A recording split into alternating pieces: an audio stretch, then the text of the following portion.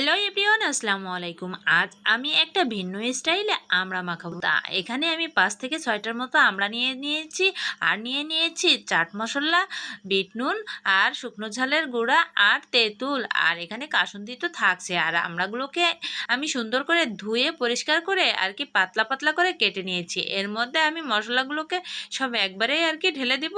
আর এখানে তো চিনি একটু না দিলেই হবে না, কারণ এখানে চিনি আর কাসুন্দি না দিলে আমড়া মাখার মজাটাই আসবে না। তো এই যে আমি আরেকটু কাসুন্দি দিয়ে তারপরে একটা চামচের সাহায্যে সুন্দর করে ঝাঁকানাকা ঝাঁকানাকা করে ঝাঁকিয়ে আমড়াটাকে মাখিয়ে নেব।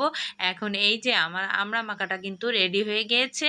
যাই হোক, এখানে কিন্তু মুন্নি বসে আছে যে আমাকে একটু দেন, আমি খেয়ে টেস্ট করে দেখি। তো আমি ওকে দিলাম, ও খেয়ে বলল জাস্ট ওয়াও। তো এমনভাবে আমড়া মাখা খেতে কে কে পছন্দ করেন অবশ্যই কমেন্ট করে জানাবেন এবং লাইক করতে ভুলবেন না। আল্লাহ